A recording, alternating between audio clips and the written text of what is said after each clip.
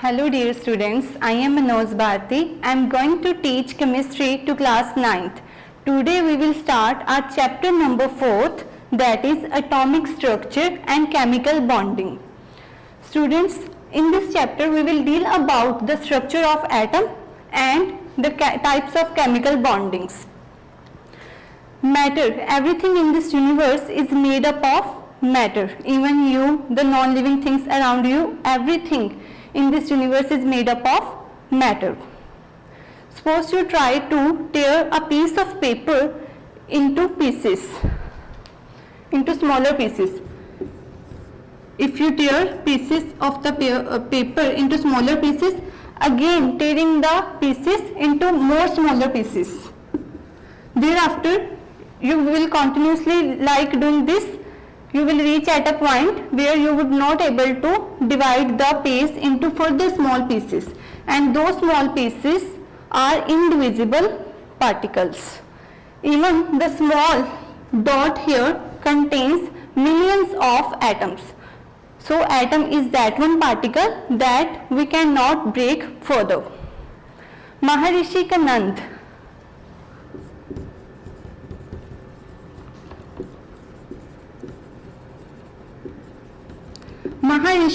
first gave the idea of an indestructible particle, and he called that particle as Parmanu. The word param means ultimate, and anu means particle. So he called the ultimate particle as Parmanu, and he said that Parmanus do not exist independently, means one Parmanu combines with another Parmanu to form Anu. Parmanu combines to form Anu. Anu is a bigger particle that is formed by combining Parmanus, according to Rishi Kanand. And from his name, the word Kan means a particle is derived. Next, after that, a Greek philosopher, Democritus.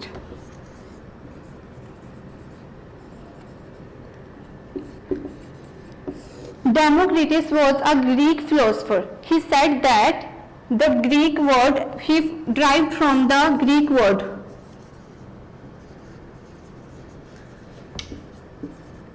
atmos, he derived the word atom. So he called the Parmanu as atom. He gave another name to the Parmanu. He called Parmanu as atom. Atom is the indivisible particle that cannot be divided further. The first theory about the structure of matter was given by John Dalton. Now we shall discuss the postulates of the John Dalton's theory.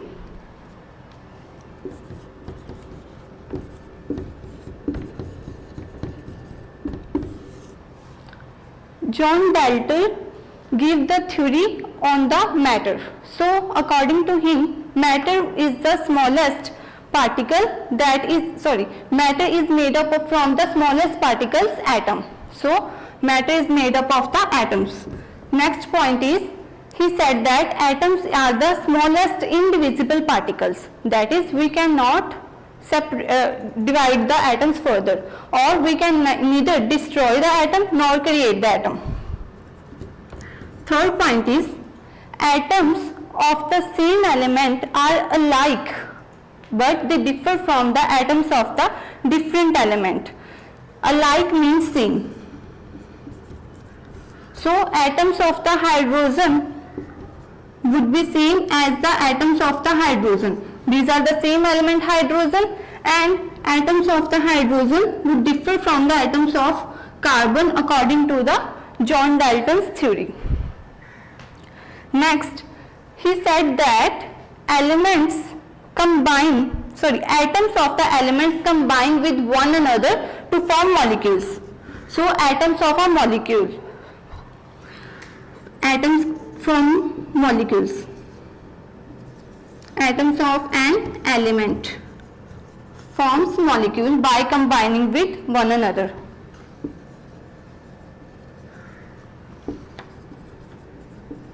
For example, hydrogen combines with hydrogen to give hydrogen gas, and hydrogen gas exists. Hydrogen doesn't exist as H.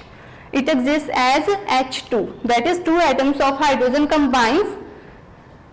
So atoms of an element combines to form molecules, and atoms of one element combine with atoms of another element to form compound. Next point is atoms of one element combines with atoms of another element to form compound.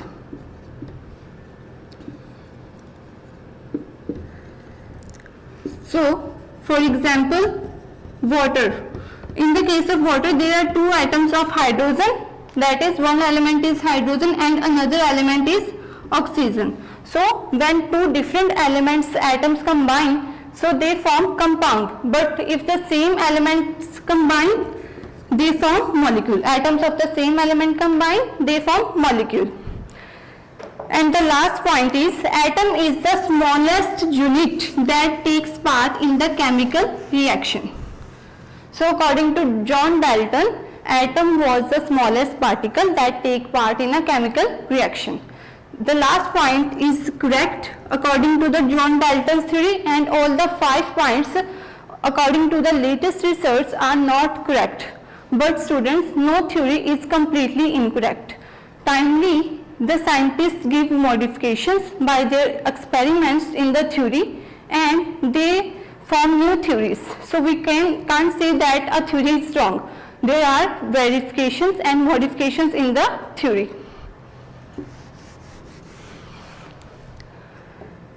Now, the atom has subatomic particles. You have studied that atom contains protons, electrons as well as neutrons. Now, the atom contains subatomic particles. These are the subatomic particles.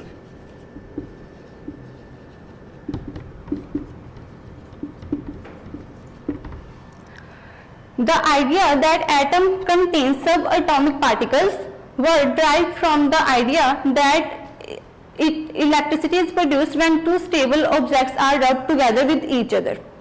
So this type of electricity is called static electricity or frictional electricity. So the idea of frictional or static electricity gave us the idea that atom contains subatomic particles. That is, the atom has some positive charge, some negative charge, right?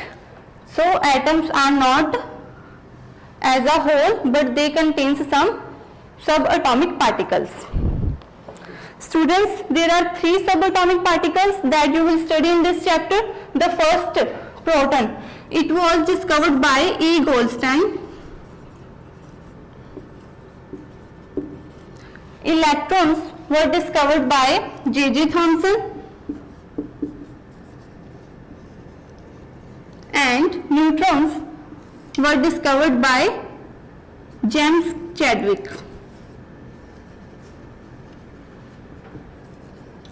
Neutrons has no charge, neither positive nor negative. Now, there is written the definition of element. You have already learned the definition of elements in lower classes. That is, element is a pure substance that cannot be separated by some physical or chemical methods. But these physical or chemical methods are ordinary. However, you can convert one element into another element by some special methods like radioactivity, higher nuclear reactions like nuclear fission, nuclear fusion. So these reactions you can form elements. Next is the definition of atom. An atom is the smallest particle of an element. that exhibits all the properties of the element. For example, zinc, when you break the zinc atom, all the properties of the zinc molecules that you would obtain from, supposed to grind the zinc metal, and the particles of the zinc would behave also as the zinc metal itself. So even the smallest particle would behave as a zinc. So properties are similar, whether it is in large size or it is very minute in size, like a size of an atom. Next we shall discuss about the discovery of electron, discovery of proton and discovery of neutron. First, discovery of electron. Discovery of electrons. J.J. Thomson discovered electrons. He took a discharged tube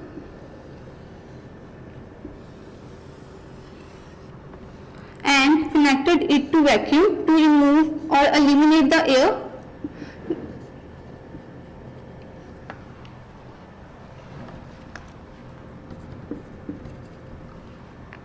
And here he placed an electrode, there another electrode, and connected it to an induction coil.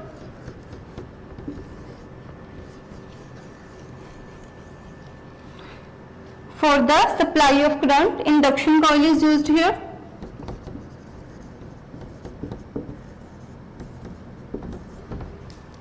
So, if there is negative terminal and there is positive terminal, so the electrode which is connected to the negative terminal is called cathode, and the electrode which is connected to the positive terminal is at anode and called anode. Now, when this is discharged tube contain gases like air, then he used the vacuum to remove the gases. At very low pressure he took about 0.01 mm of mercury. The pressure is taken very low and the voltage here is very high, that is 10,000 volts. So when the pressure is very low and voltage is very high, then the gas behaves as a conductor and the circuit completes.